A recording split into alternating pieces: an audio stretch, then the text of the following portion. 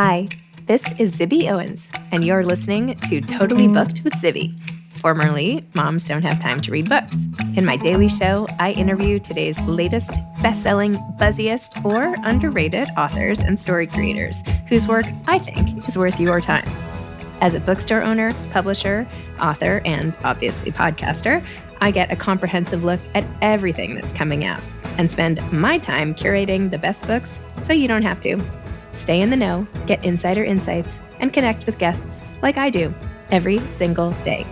For more information, go to zibbymedia.com and follow me on Instagram at Zibby Owens. Ali Brady is the pen name of writing BFFs Alison Hammer and Bradley Godfrey. The Beach Trap was their first book together. Alison lives in Chicago and works as a VP creative director at an advertising agency. She's the author of You and Me and Us and Little Pieces of Me. Bradley lives with her family in Utah, where she works as a physician. She is the author of the psychological thriller Imposter. Welcome, ladies. I'm so excited to be with, quote-unquote, Ali Brady, the pen name for the two of you. So excited. Battle of the Bookstores. Congratulations. Thank you so much. Thank you so much. I know this isn't coming out on Pub Day, but it's just so nice to be here with you on Pub Day. So yay. You can't think of a better way to start the day. So thank you for having us. Oh, okay. Both of you introduce yourselves, and I will have already read your bios, but just like so people know who's talking and all of that. Perfect. Well, my name is Alison Hammer, and I am the Ali half of Ali Brady. And I'm Bradeigh Godfrey, and I'm the Bradeigh half. Amazing. So excited to have you together. Tell listeners what Battle of the Bookstores is about. So the shortest version is that it's the hating game meets You've Got Mail. That's how we've been describing it. But it is about two bookstores that have existed side by side for decades. One, Happy Endings, is a romance-only bookstore. And then Tabula and Scripta sells more literary fiction. So they've, coexisted fine until one day the same person buys both of them and wants to combine them into one bookstore, but only one person can be manager. So suddenly the managers are in competition. But things get more complicated when... Things get complicated because, unbeknownst to these two managers of the different bookstores, they have struck up an online friendship on an anonymous bookseller forum, and they've been chatting for months. And as their rivalry gets hotter in real life, their online friendship gets softer and sweeter and more vulnerable. And at some point, the truth has got to come out, and then, we'll have to see what happens. Oh my gosh, I love it. Even... I didn't actually know until, because you don't reveal that they are actually emailing with each other until a little bit later. And then I was like, oh my gosh, stop. Really? I couldn't believe it. And then I'm like, of course I should have seen that coming, but I didn't. But anyway, that was great. And also I love, as a bookstore owner, love the bookstore stuff.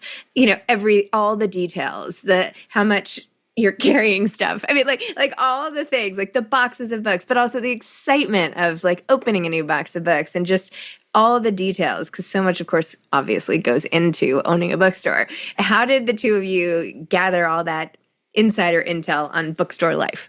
We have gotten to be friends with a lot of booksellers, including you, and just we had some conversations and we paid attention to what, when we would have events, what they were dealing with. And just, we did a little bit of research talking to people, but I don't know. We had beta readers also. Yeah. And we specifically asked for beta readers who have been booksellers. And that was really helpful too. Yeah. I'll tell you, one of the best reviews that we got was from a bookseller who was like, these guys got it right. Because, my day job's in advertising, and advertising is the job that they give like almost everybody in like Hollywood movies and things like that. And they always get it so wrong for how it actually is. So the fact that people think it's authentic, we felt really good about that. No, I love it. And of course, just highlighting bookstores in general is so smart and awesome, particularly indies. And like, this is literally the consolidation, story, what happens when we make conglomerates and what do you lose? So I feel like, yes, it's about one relationship, but it's really about, so it's a societal commentary as well. Like, what do you all think about small versus big, and and also the sort of the greed, because that's also a piece of this. We say all the time that booksellers are the unsung heroes of the industry. So Bradeigh and I both have solo books, and my debut came out in April of 2020. And the biggest loss of that was not having booksellers and bookstores being open to hand sell books. Like they're trusted, they are voracious readers. And, you know, whether they're at a bigger store or a smaller store, just we think they're heroes. Yep. But there's been a trend with romance only bookstores, and we are here for it. And the romance reads in general have just like, they've always been like the lifeblood of the publishing industry, but it feels like they're getting more respect now. Yeah, absolutely. And I think it's so fun. We've traveled around to a bunch of different bookstores, including your adorable bookstore. Yeah. And seeing how so many, they all have their own personalities. They all have their own little quirks, and they all make their own communities, and it makes it really special. You were actually the inspiration for something in it. We talked about this on another interview. So one of the things that I love about Zibby's bookshop is how you organize the shelves and how you do it. And like, you know, these are stories about sisterhood or for recently divorced women or all those different things. And so that was the inspiration for how Ryan organizes happy endings by, you know, there's a big conversation between him and Josie over our friend Shelby Van Pelt's book. Like, where do you shelve it? And to Josie, it's like, well, in the alphabet. But Ryan thinks like, just of creative ways to categorize books. So you guys were the inspiration for that. That's amazing. Wow. Our shelving in fiction. That's one for the books. So you tell the story from two perspectives, alternating. When did you make that decision? Like tell me a little bit about that. And do each of you write one of the characters? How do you do that? Yeah, so this is our fourth book together. And we started out as critique partners before we wrote together. And so we have just a very natural, you know, way of working together. But the way that we do it is we each take one character that like we own. We were going to do it a little differently this time, but like it really does help to just like embody that character and to really think about them. And so we plot, like we have like crazy plotting sessions, and we do a lot of work on the character growth and development and wounds and like all that stuff. And then do you want to talk about how we do the actual like writing and editing? Yeah, so we create a really, really detailed outline, and then we divide up the characters, like we said. One will take the point of view of the other, one and the other, and the other of the other. And then typically we draft like a chapter a week. And so we'll each draft a chapter from our character's point of view and then swap it, and then we edit each other. So we're constantly drafting and then editing and then drafting and editing and back and forth and back and forth. And so it really, by the end, we have touched every single word on every single page multiple times, both of us. But it's interesting because as we've gone, our characters have gotten closer and closer and closer. In our debut, The Beach Trap, they were half sisters who were estranged and didn't have a ton of chapters together. And then in the Comeback Summer, they were sisters who lived and worked together.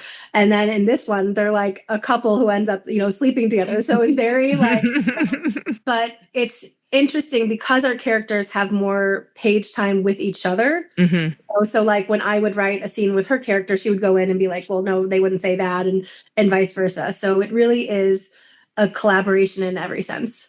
And you don't disagree? You're just basically on the same page most of the time? All the time. No. No, yeah. Oh, yeah. No, we never. Of course we disagree. Yeah, of course we disagree. I mean, I think that's part of anytime you work with any other person that you like love and trust and respect, like, yes, you're still going to disagree, but also you love and trust and respect them. And so you're like, all right, I guess if this isn't working, then we're going to have to figure out another way to make it work. So I think it makes it stronger. I think our drafts, by the time we finish, our drafts, I think are much stronger than if we were on our own. And we both like, you know, if we both have a different idea about something or we don't agree on something, then we'll find a different way. Or sometimes if it's like, that's not working, then that means we haven't done the best job of explaining what was in our heads, like on the page.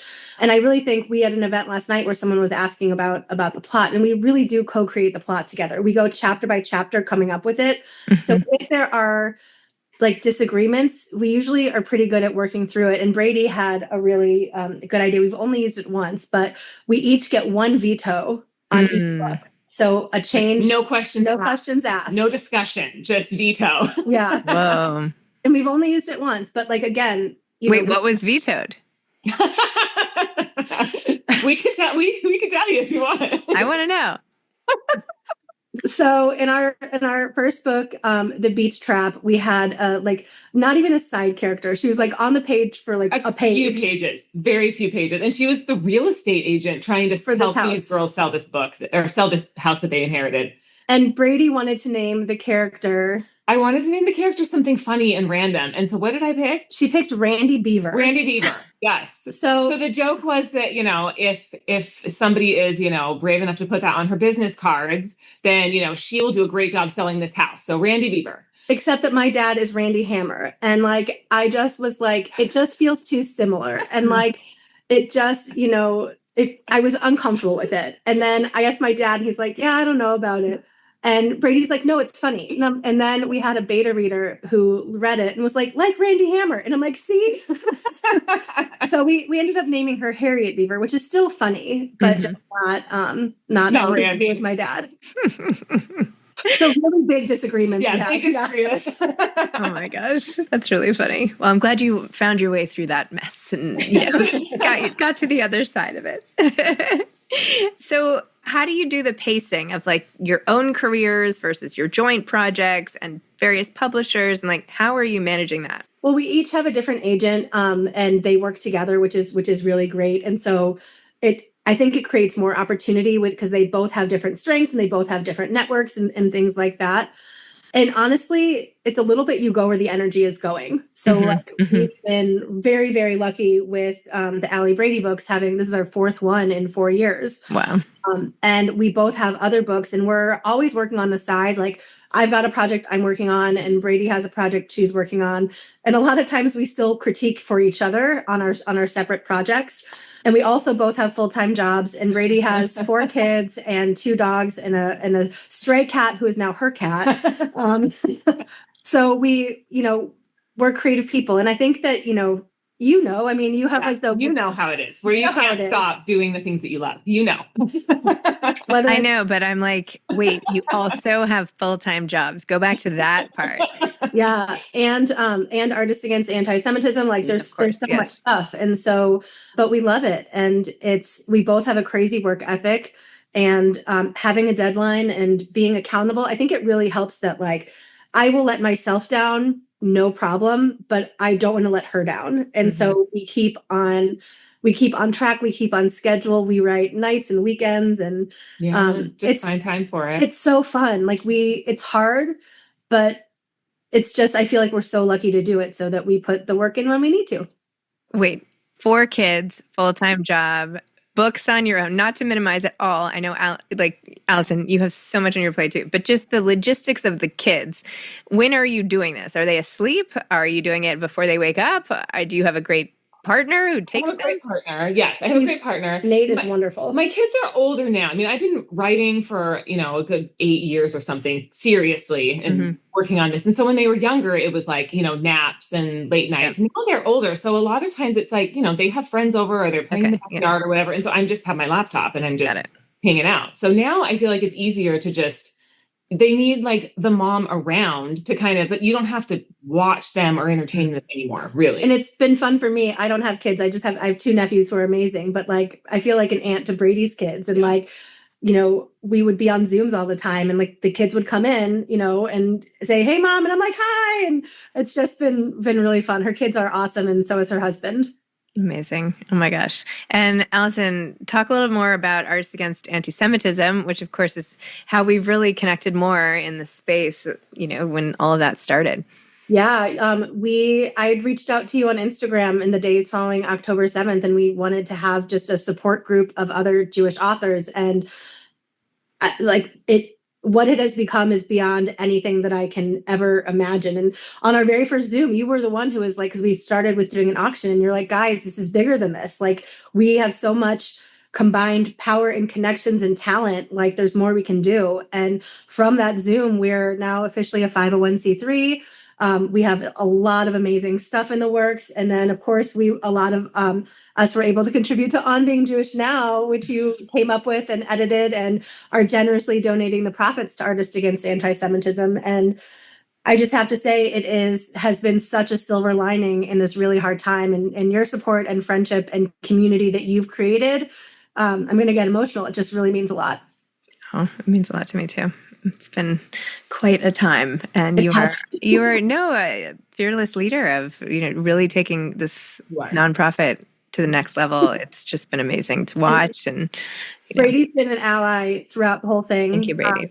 She wrote Josie, the character who's Jewish, and she passed a TikTok quiz on Jewish stuff. So I did. I picked up things along the way. Yeah. It's been So it's funny. been really great. And you know what's interesting, because this is our pub days is June 3rd, and it's following the incident, the attack in Boulder. And I had a moment where it's like, how can I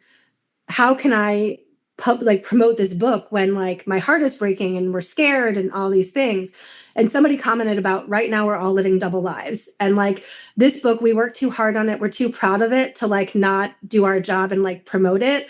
But I'm like, so like, my heart is breaking, but we're, excited to be able to share this book, and it has Jewish representation and there's, so just the life we live right now.